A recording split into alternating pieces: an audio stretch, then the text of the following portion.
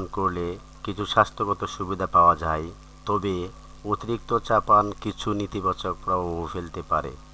চায়ে প্রচুর অ্যান্টিঅক্সিডেন্ট থাকে, যা শরীরের কোষগুলোকে ফ্রি রেডিক্যাল ক্ষতিকারক প্রভাব থেকে রক্ষা করতে সাহায্য করে। এটি বার্ধক্য লক্ষণগুলোকেও কিছুটা প্রতিহত করতে সহায়তা করে। গ্রিন টি, ব্ল্যাক টি উভয়ই হৃদযন্ত্রের জন্য উপকারী। এগুলো রক্তচাপ নিয়ন্ত্রণ করতে সাহায্য করে এবং কোলেস্টেরল কমাতে সহায়তা করে, যা হৃদরোগ ঝুঁকি কমাতে সাহায্য করে। গ্রিন টি মেটাবলিজম বাড়ায় এবং ক্যালোরি পোড়াতে সাহায্য করতে পারে, ফলে ওজন কমাতে ইচ্ছুক ব্যক্তিরা এটি পান করলে উপকৃত হতে পারে।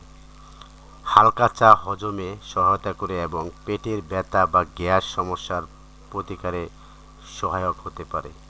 বিশেষ করে আদা চা হজম প্রক্রিয়ার উন্নতি ঘটাতে সহায়তা করে। চায়ে ক্যাফেইন থাকে, যা মস্তিষ্ককে সতেজ রাখতে সাহায্য করে। এটি মানসিক স্থিতিশীলতা ও মনোযোগ বৃদ্ধি করতে সহায়তা করে।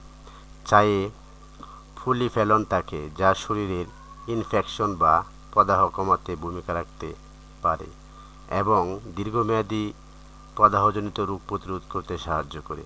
নিয়মিত চা পান করলে ইমিউন সিস্টেম উন্নত হতে পারে এবং রোগ প্রতিরোধ ক্ষমতা বাড়াতে সহায়তা করে। তবে অতিরিক্ত চা পান করলে কিছু বিরূপ প্রতিক্রিয়া হতে পারে, যেমন ঘুমের সমস্যা, পেটের গ্যাস বা অ্যাসিডিটির সমস্যা। দিনে 2 থেকে 3 কাপের বেশি চা পান না করাই ভালো। আজ এই পর্যন্তই। সবাইকে ধন্যবাদ। আসসালামু আলাইকুম।